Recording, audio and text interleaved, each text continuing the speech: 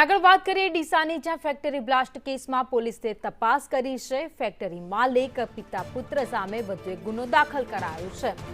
આરોપીઓ સામે માનવ વધની ફરિયાદ દાખલ કરાઈ છે। ફરિયાદના તપાસ અધિકારીને બદલવામાં આવ્યા છે તો પીઆઈ પાસેથી તપાસ લઈ ડીવાયએસપીને સોંપવામાં આવી છે।